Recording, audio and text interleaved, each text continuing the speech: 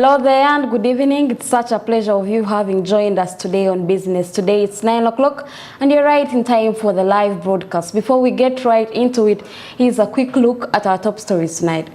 Coming up on Business Today, sugar manufacturers have petitioned Parliament detesting Trade Ministry monopoly. New reigning companies blamed for cane theft. UNOC, Energy and Environment Ministry plus all sector players initiate Climate Resilience Alliance. Cabinet approves carbon markets framework.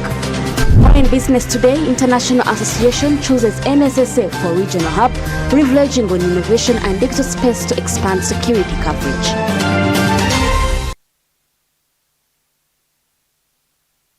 You're welcome once again to Business Today. I'm Rana Habwe together with Winnie Wiiz and Nakauchi for the sign language interpretation.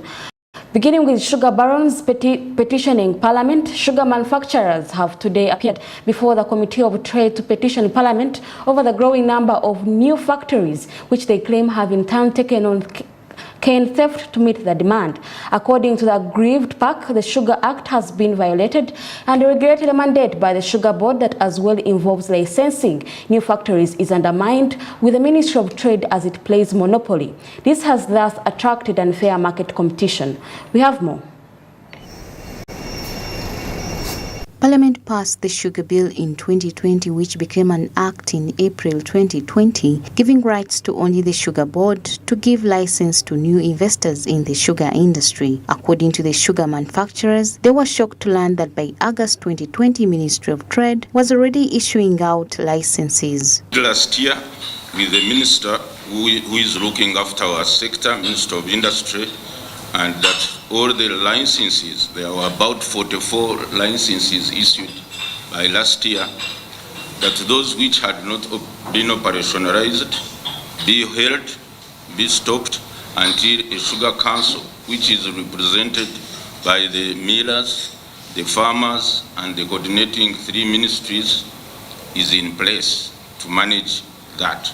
And the minister issued a letter last year to stop any new licenses which had not started any greenfield or the factory until a new body is in place. So to that effect, we stayed. But this year, 2 factories have started in Soga, Buganda region, and another one in Chidera. The person in charge of licensing is the Sugar Board, Section 7. Now, that law was assented to by the President in April 2020. But guess what happens in August 2020, Madam Chairperson?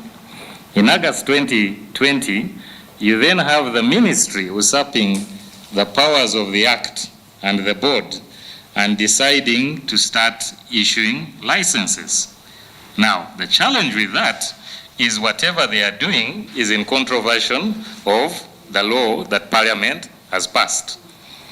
The petitioners say they are not afraid of competition, but the emerging factories are stealing their cane from their outgrowers, yet they invest a lot in the inputs, which has contributed to the low production of sugar in the country.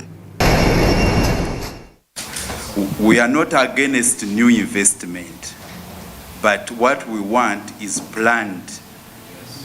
For example, Atiak went to northern Uganda where there was no existing mill. So what we are saying is that the whole of Uganda, you can grow cane in the whole of Uganda. Even in Karamoja, you can put a sugar plant. Yeah, so let new investments go into areas where none is existing, and then they start. Because the sole reason why the new investments we are talking about, Bone Sugar, Shakiti Sugar, Kidera, the reason why they come where already cane is that they want to put up a factory and start off with this cane that has been developed with the money of the existing mills. Our humble plea is to take note, because, you know, the giving mill, the new licensing mills, it should be a more sugar, but it should not be at the expense of the existing mills who has a capacity to crush. So my humble plea to take note of this one. So if the new mill is coming, let them come with their own garden.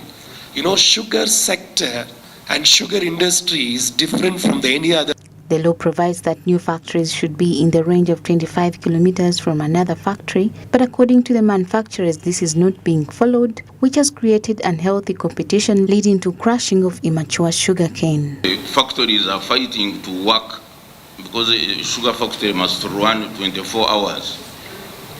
And they are fighting to run, now they are getting immature cane. Normally, cane in sugar in Uganda, taking our climate, should mature between 16 to 20 months. Currently, cane is being crushed at 10, 9, 12 months, which is a big loss to the country in terms of sugar production. It's like crushing a raw matoke. You can't get juice. It has to reach that stage to accumulate enough sugar so that it is crushed. So immature cane now is becoming common. The committee, on the other hand, has noted the concerns of the petitioners and promised to kickstart the investigations right away, but cautioned the manufacturers to quicken the formation of the board, which is the reason as to why Ministry of Trade takes advantage to continue issuing out new licenses. However, their argument is about that the new factories which have been licensed, they are affecting their operation. It is very true, because when they come, they don't have estates, they don't have farms for their own, so they come and trade in the same market where they have been. However, it creates also competition, because when you see, the farmer will look for somebody who's going to pay cash and who's going to pay more so that you can sell your canes. However, as an investor, I would also request that the licensing authority should also always consider that whoever is going to start a project should have enough space for expansion. That's why I call upon the investors who are still investing in the country. Instead of seeing Busoga because of the existing farms, come to Chegegwa district and get land and start a new factory.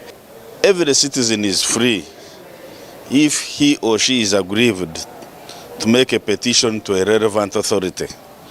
So they are within their right, the sugar manufacturers, to make a petition to the Speaker. And we are going to look at this petition objectively. For example, they are raising the issue of policy, that the Ministry of Trade is making licenses contrary to the policy on the sugar. We are going to look at that, whether what they are saying is true. Because they are alleging that whereas the policy gives a 25 kilometer distance from one factory to another, they are alleging that there are factories that have been licensed within the kilometer of 19, from another factory 5 kilometers. That is something to examine, and we see whether the allegation is true or not. That is one. Secondly, they are making an issue of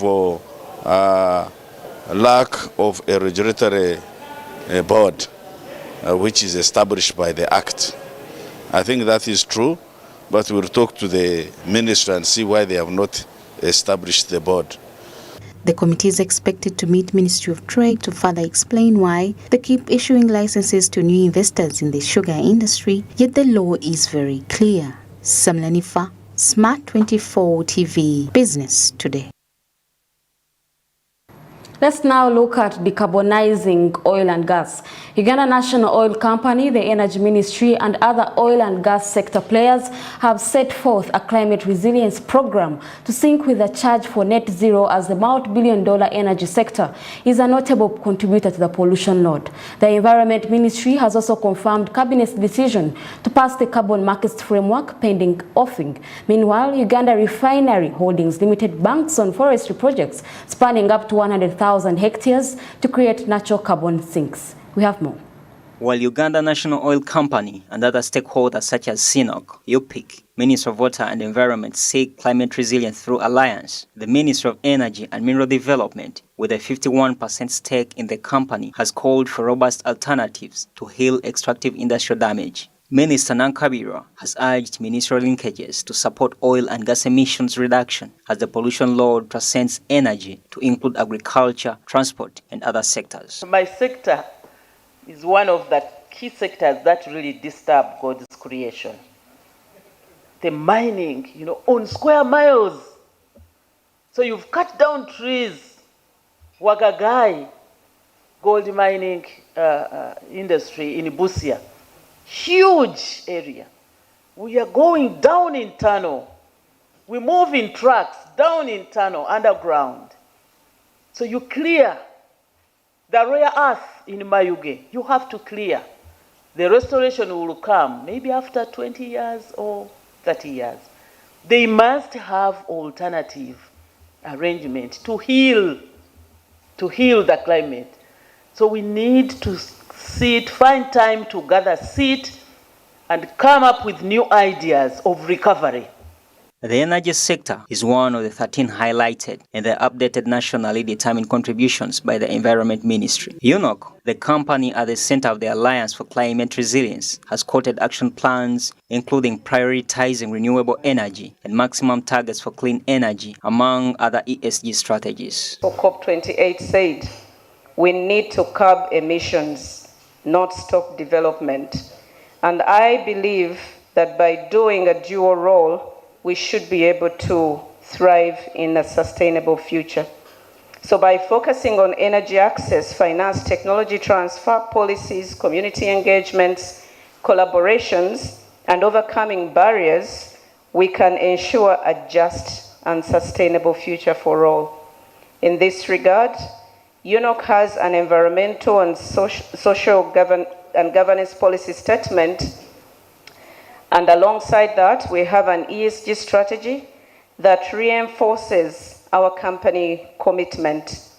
It's with this background that we are here today to launch the Alliance for Climate Resilience. Locally, decarbonization initiatives haven't greatly leaned towards carbon markets as it is the international community. Fortunately, despite unawareness and delays in drafting a reliable framework, Beatrice Anyoa confirms that Cabinet has passed the carbon market framework, a major development. Government is strengthening the enabling environment through developing regulations and enhancing the capacity development to enhance the opportunity availed by the carbon markets. And I would like to inform you that last Monday, the Cabinet approved the framework for the carbon credit and markets that sets the stage as a country to have this realized. We have in the process the regulations which are about to be completed, and that one sets the legal stage for us to engage in the carbon credit as it is already envisaged here. Uganda's 10-year environment restoration plan aligns with climate protection needs and adaptation, just as the growing oil and gas sector is pushing to integrate sustainable production. Uganda Refinery Holdings, aware of the looming pollution load, estimated at about 1 million metric tons of carbon dioxide equivalents, is to rely on forestry projects to create natural carbon sinks. Our objective is to onboard several partners with whom we will collaboratively develop a sustainable response to climate change issues. We'll place particular emphasis on mitigation measures as well as adaptation to climate change impacts. The initial project foreseen is a reforestation and afforestation project of up to 40 million trees. You can see the variation there in hectares. It depends whether it's tropical forest reforestation or whether it's plantation. We're open to both. But we're also including wetlands restoration as an initial intervention to compensate for up to 1 million metric tons of greenhouse gas emissions that will be released to the atmosphere during the refining of Uganda's crude oil.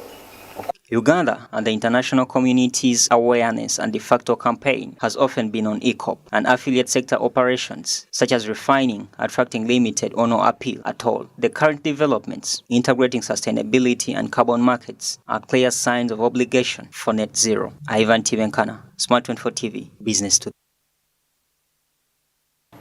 Now, in the same aspect, Total Energy's $150,000 investment, approximately 57 million Ugandan shillings, in the Emergency Simulation Center has not only highlighted the growing demand for the emergency services, but also as Mulago Makerere partnership is driven to significantly bolster Uganda's health sector capabilities, crucially timed as amidst the nation's expanding in the oil and gas sector. We have more.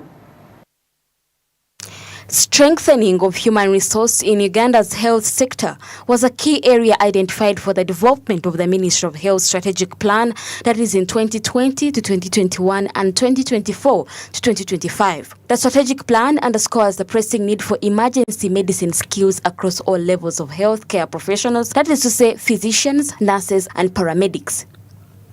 To aid this goal, Total Energies Uganda has taken steps to renovate the Skills Training Center and invest over $150,000, that's approximately 57 million Ugandan shillings, in advanced simulation medical equipment at Mulago Hospital.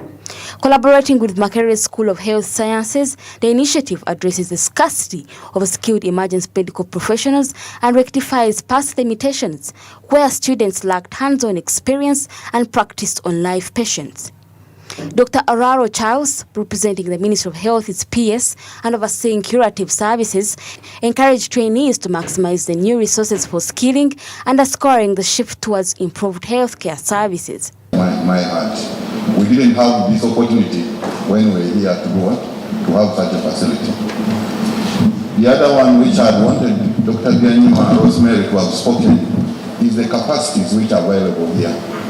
Many of the Ugandans do not know capacities which are available in Mulago, so that actually don't need to go out of the country. So probably Rosemary will organize and bring us for another day when we'll be able to do one. Not only in Mulago, but available in the country.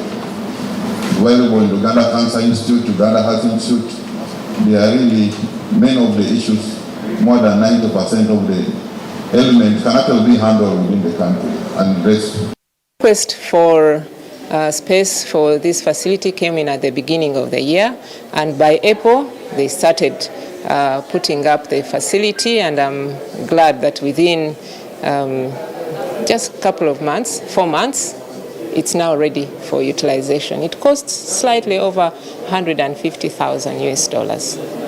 Is going to be able to improve the training of emergency physicians, and because they will expose the students to scenarios so that when they get exposed to real actual scenarios, they are aware of how to handle. So this simulation center is well managed and well coordinated, and as here where we are standing, actually, it kind of like demonstrates a full operation theater. And you've seen that somebody can be able to control it from outside.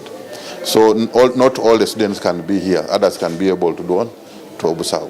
So it's really a process which is like, previously in the absence of this, you get the students exposed directly to the patients, which we think that is not appropriate. We'll want that they go through the simulations, they learn, so that when they get into the actual patients, then they can be able to do one.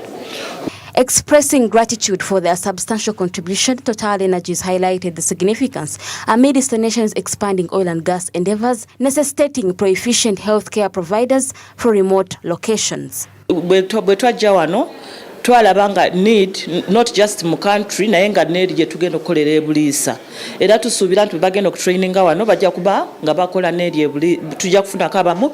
We anticipate that some of these medical personnel trained here may be taken to work in the oil fields, as it is an intense industry where accidents could potentially happen. With Ugandan companies Celtech Investments Limited and Philips Pharmaceuticals Uganda Limited executing the initiative, questions arise about extending such facilities to government or non-government hospitals for wider access, given the emphasized concerns over the sustainability of the training emergency center. I mean, very expensive investment, because if it was cheap, we would have actually had it a long time.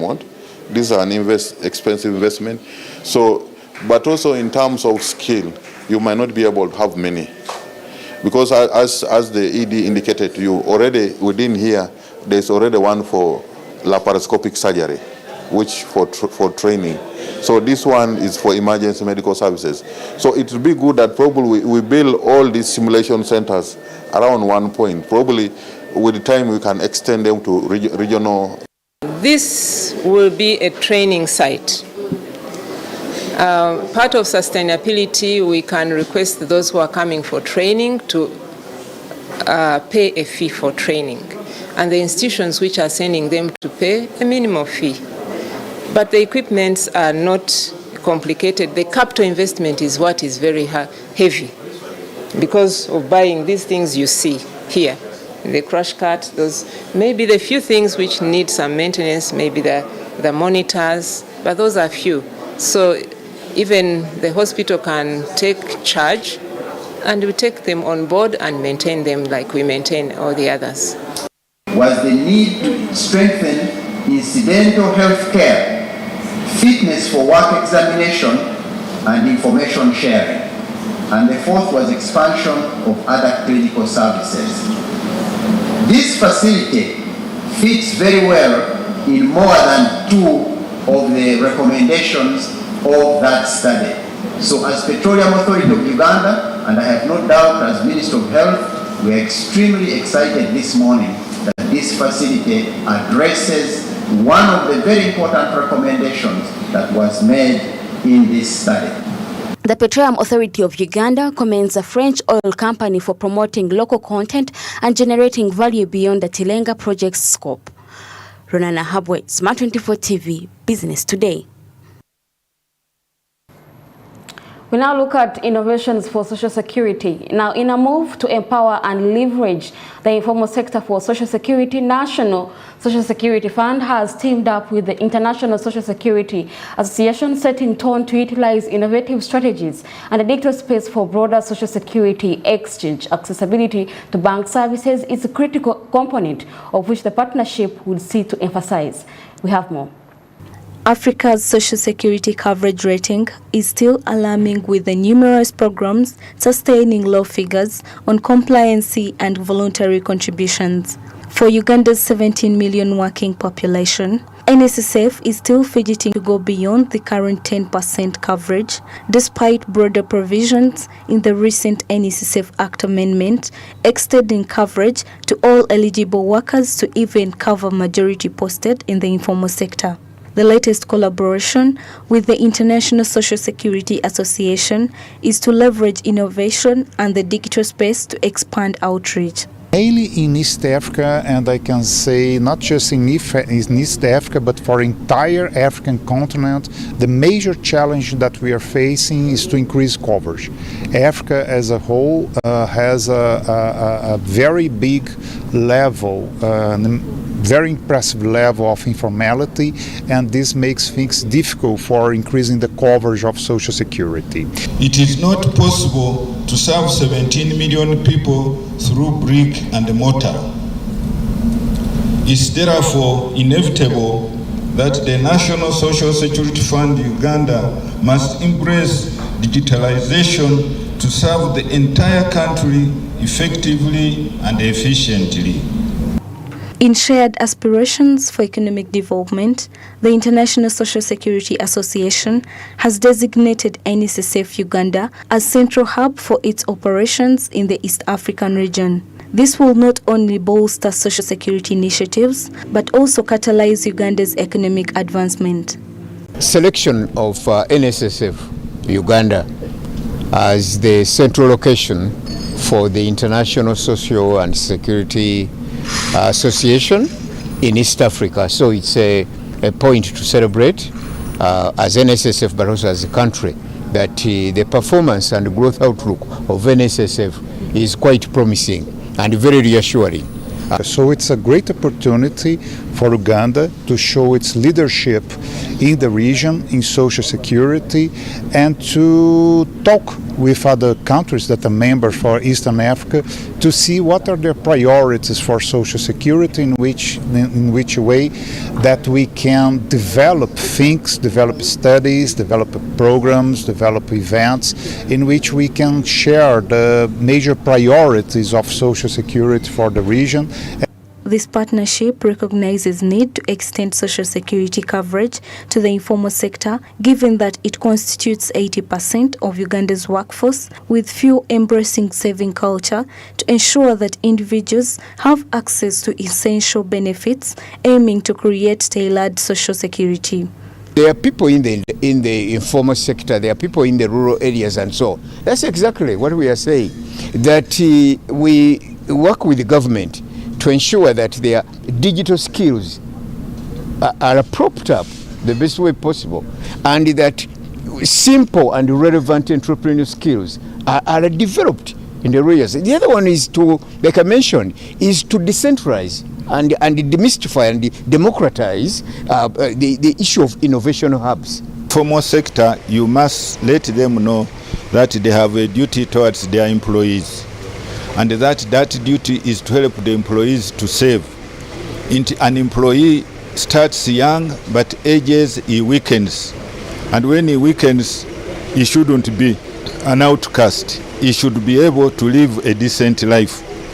So for us as government, we shall have to sensitize the employees, the employers in the informal sector, and show them the merits of having social security fund saved for their employees.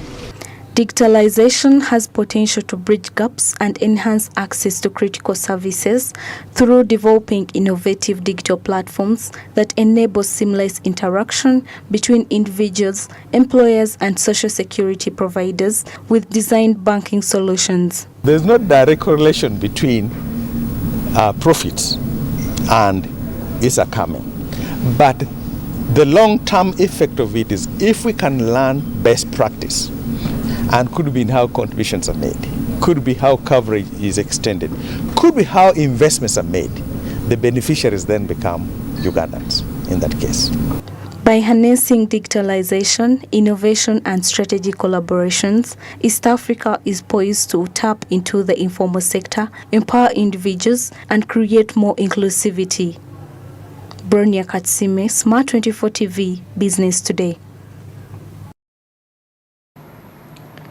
Many thanks, Bronya Katsime, for that report. We've now come to the end of Business Today. Thank you so much for having joined us. Before we officially sign out, here's what made the headlines tonight.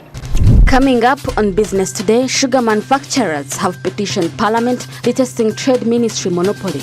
New reigning companies blamed for cane theft.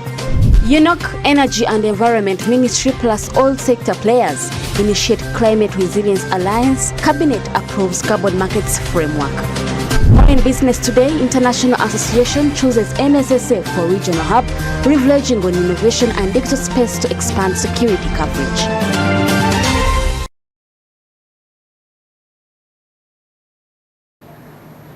Once again, thank you for having joined us tonight and choosing Business Today. I'm Noah Nahabwe, together with Winnie Zanaka Ochi for the sign language. Good evening.